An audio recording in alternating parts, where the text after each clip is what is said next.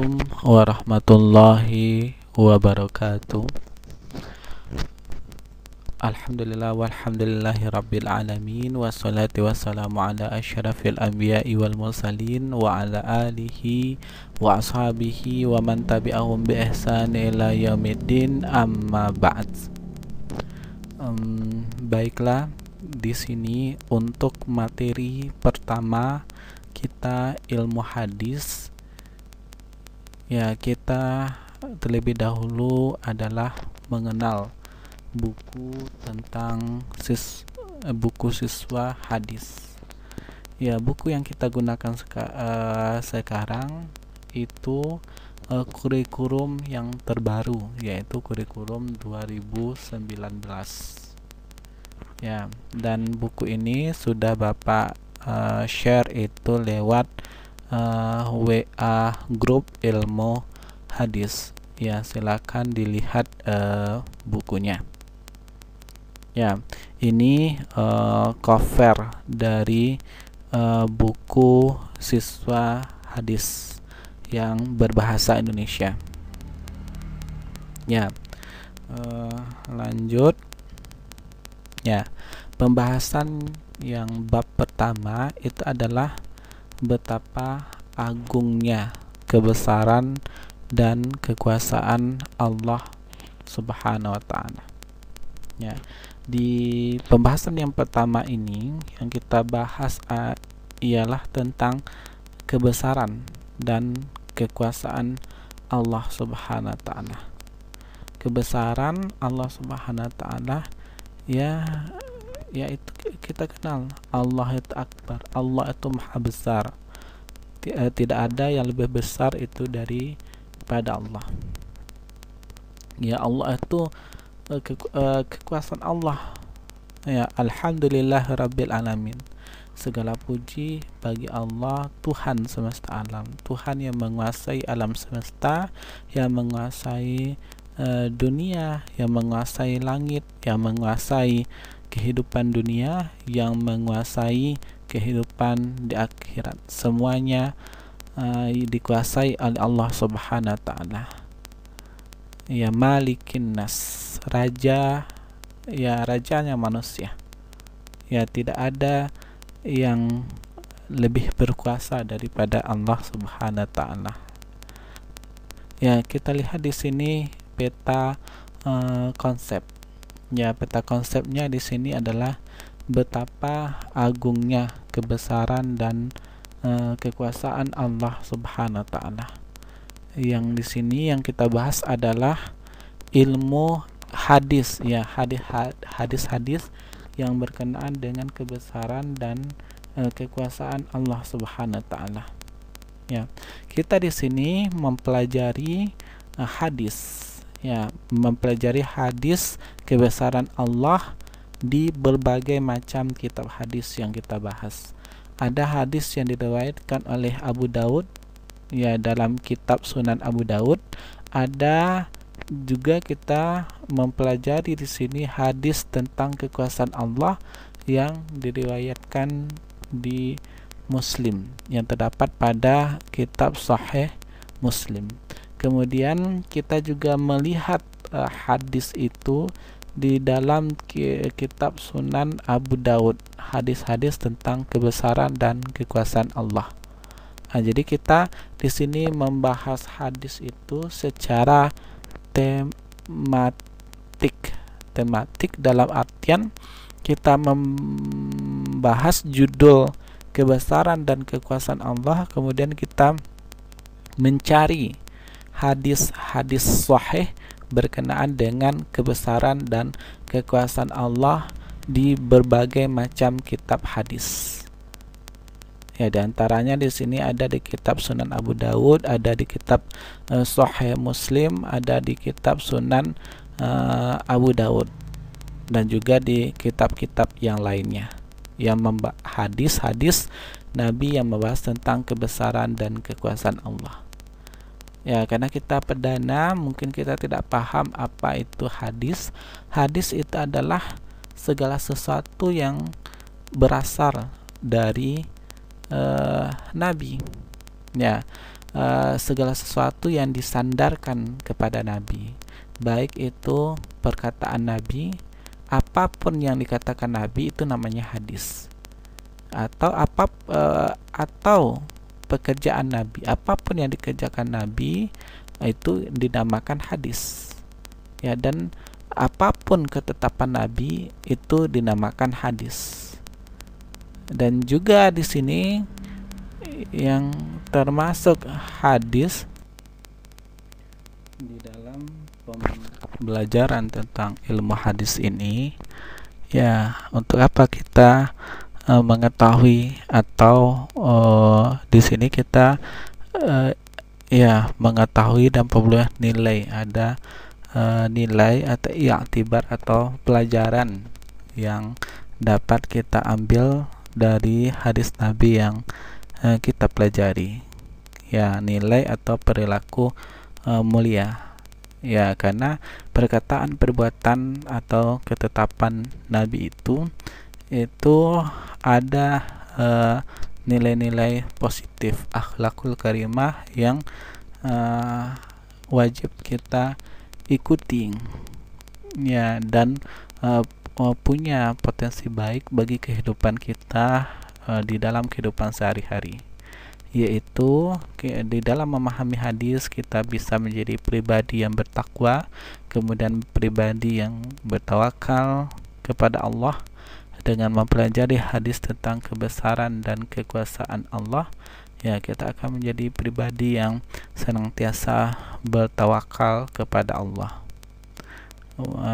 Dan kita juga diharapkan di sini dengan mempelajari hadis tentang kebesaran dan kekuasaan Allah menjadi pribadi yang teguh, menjadi pribadi yang jujur, menjadi pribadi yang tidak sombong, yang selalu dermawan, kemudian menjadi pribadi yang toleran, kemudian menjadi pribadi yang selalu bersyukur kepada Allah Subhanahu wa taala. Ya, kemudian ya di dalam buku ilmu hadis yang kita pelajari ini untuk memudahkan kita mempelajari ilmu hadis ini, ya, terdapat gambar di sini, gambar-gambar yang berhubungan dengan materi kita untuk memudahkan kita memahami materi. Ya, cermati wacana dan gambar. Ya, silakan kita lihat, kita cermati gambar yang ada. Kemudian dibaca, dipahami isi buku. Nah, supaya kita di sini dalam mempelajari ilmu hadis itu bukan hanya sekedar teori saja, tetapi harus ada prakteknya. Harus ada praktek, bukan hanya teori saja. Ya, jika dipahami secara mendalam bahwa Allah telah anugerahkan yang tak terhingga kepada kita seperti dijelaskan dalam Quran surat Al-Jasiyah ayat 12. Ya, kalau kita mempelajari ilmu hadis itu akan selalu berhubungan itu dengan ayat Al-Quran, karena fungsi dari hadis Nabi itu adalah sebagai penjelas ayat Al-Quran. Ya, ayat tentang kekuasaan, tentang kebesaran dan kekuasaan Allah, ya, yang terdapat pada ayat Al-Jasiyah ayat 12 ini, Allahul ladzi sakhara lakumul bahra litajriyal fulka fihi bi amrihi wa litabtagu min fadlihi wa la'allakum tashkurun. Ya, kita bisa lihat di sini terjemahnya, Allahul ladzi, Allah la, allazi yang, sakhara lakumul bahra, yang menundukkan, ya, laut, lakum, ya, untukmu, litajriyal fulku, ya, agar kapal-kapal ya dapat belayar di atasnya, bi amrihi, dengan perintahnya, perintah Allah, walitabtagu, dan agar kamu dapat mencari min fadlihi, sebahagian dari karunia-Nya, wala'allakum tashkurun, dan agar kamu bersyukur. Ayat di atas ini menjelaskan ya bahwa tidaklah kalian perhatikan ya, di ayat di atas kita diperintahkan ya amrin, perintah ya, perintah memperhatikan kebesaran dan kekuasaan Allah yang ada di alam semesta ini ya. Wahai manusia ya, bukan perintah ini bukan hanya khusus kepada orang muslim saja, tetapi ini bersifat secara umum ya. Seruannya di sini wahai manusia, baik muslim ataupun non muslim itu diseru ya atas nama ciptaan Allah. Manusia itu semuanya diseru di dalam ayat ini bahwa Allah yang Maha Esa lagi Maha Kuasalah yang telah menundukkan laut. Yang menundukkan laut yakni memudahkannya untuk kemaslahatan kamu, agar kapal-kapal dapat berlayar di atasnya, membawa kamu dan barang-barang keperluanmu hingga ke tempat tujuan dengan izin dan perintahnya. Ya, kita lihat ya, kenapa kapal-kapal yang terbuat dari kayu, kapal yang terbuat dari besi, yang kita ketahui kapal dan kayu itu berat, kenapa bisa melayang ya, melayang itu di atas laut atau di atas air ya. Itu alasannya ya karena ada hukum sunnatullah yang ditetapkan Allah yang terdapat di air ya. Hukum Allah sunnatullah inilah yang menjadikan kapal baik itu terbuat dari besi ataupun kayu itu dapat mengapung di atas air. Dengan bisanya kapal itu dapat mengapung di atas air ya, makanya ya yang lautan itu dapat dijadikan sebagai jalan ya, jalan ya untuk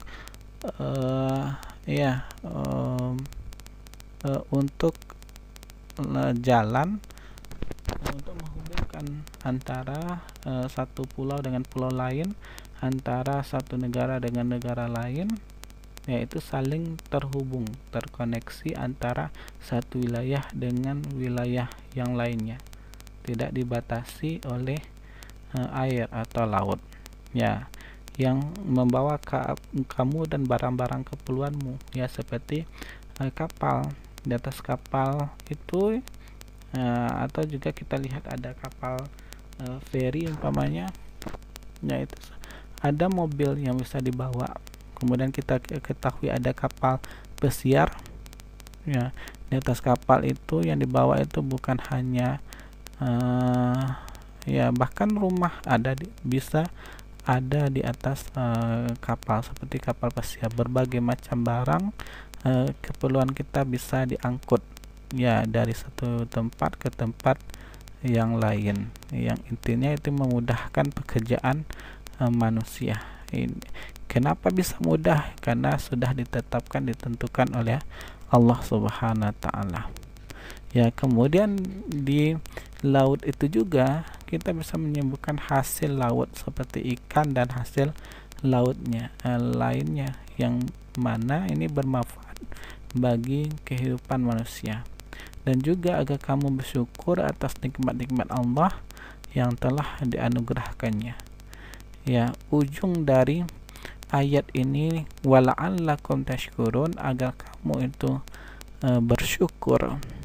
Ya, artinya apa? Semuanya itu adalah berasal dari Allah. Ya, bukan ya, kita tidak akan mampu untuk menciptakannya. Ya, yang mampu itu hanya Allah. Yang memiliki lautan itu Allah. yang memiliki segalanya di alam semesta itu Allah, dan yang berkuasa atas semua itu yaitulah Allah Subhanahu wa taala. Kemudian melalui ayat tersebut Allah kembali menjelaskan betapa banyak anugerah yang diberikan untuk manusia. Allah Subhanahu wa taala memberikan anugerah berupa sumber daya seperti laut agar manusia bisa berlayar dan mengambil ikan. Ada pula hukum-hukum yang ditetapkan Allah agar anugerah yang diberikan bisa dimanfaatkan. Contohnya kapal-kapal yang berada bobotnya hingga berton-ton tetap bisa berlayar tanpa tenggelam. Nah, kenapa kapal-kapal berton-ton beratnya itu tetap bisa berlayar? Ya, ini karena sunatullah yang ditetapkan oleh Allah. Ya, itu merupakan hukum Allah. Dengan demikian manusia bisa mencari hal-hal yang bermanfaat baginya di laut. Ya, namun tidak lautan yang ditundukkan Allah untuk manusia. Ya, segala alam raya ini ditundukkan untuk manusia.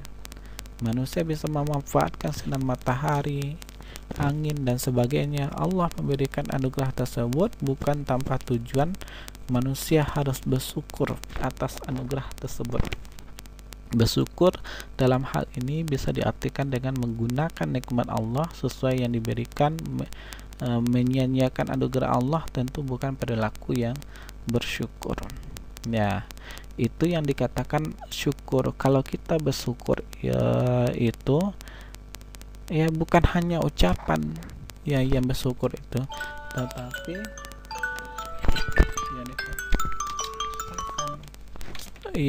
yang dikatakan syukur itu adalah menggunakan nikmat yang telah Allah berikan. Ya, diberi tangan untuk apa digunakan, diberi mata untuk apa digunakan. Ya, gunakan semuanya itu adalah untuk kemaslahatan, untuk hal-hal yang diridai oleh Allah Subhanahu wa taala. Apapun nikmat yang diberikan oleh Allah Subhanahu wa taala kepada kita, gunakan itu untuk yang diridai oleh Allah Subhanahu wa taala. Dan jangan kita sampai berperilaku tidak bersyukur kepada Allah. Ya, kemudian mari memahami uraian materi. Dilihat di bukunya. Ini adalah potongan-potongan buku yang Bapak jadikan slide presentasi. Bapak jelaskan yang ada di buku ini supaya Anda semuanya memahami. Dan kalau ada yang belum juga paham, ya silahkan diberikan pertanyaan ke Bapak itu lewat WA group. Ya, berbicara mengenai keagungan Allah adalah hal yang akan menjadikan kita tertunduk dan takut kepadanya. Allah Subhanahu wa taala Maha Agung, dengan keagungan dan kebesarannya tiada tanding dan banding serta tidak terbayang oleh akal dan pikiran kita.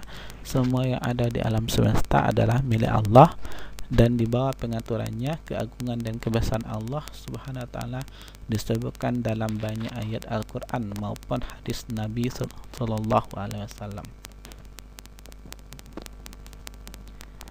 Ayat dan hadis di atas, ya, ayat dan hadis data menunjukkan keagungan dan kebesaran Allah Subhanahu wa taala dan menunjukkan kekuasaan Allah Subhanahu wa taala. Allah Subhanahu wa taala tunjukkan sifat-sifat dan keajaiban makhluk-makhluknya kepada para hamba. Keagungan dan kebesaran Allah menunjukkan kesempurnaan Allah Subhanahu wa taala yang tidak memiliki cacat sekalipun, dan ini mengharuskan kita untuk menjadikan Allah satu-satunya yang berhak diibadahi dan tidak menyekutukannya dengan sesuatu apapun.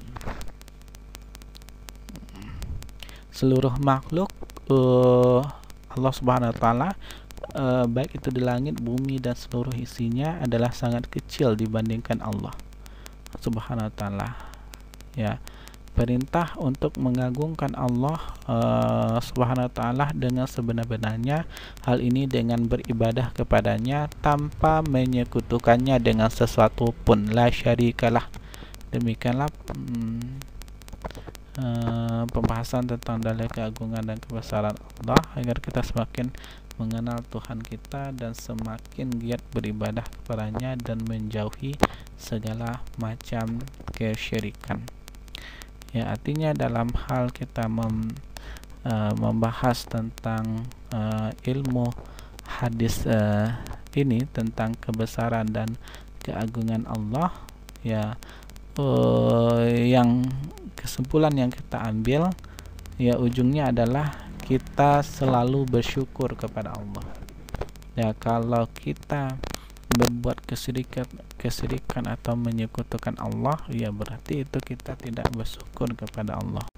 Kesimpulan, ya, berdasarkan hadis ini, ya, kita lihat hadis, ya, an Abi Hurairah radhiyallahu anhu qala Rasulullah sallallahu alaihi wasallam qala Allah azza wa jalla al kibriya'u ridai. Ya, al kibriya itu kesombongan. Kesombongan itu hak prerogatif Allah. Hanya Allah yang memilikinya. Tidak boleh makhluk sombong, yang boleh hanya Allah.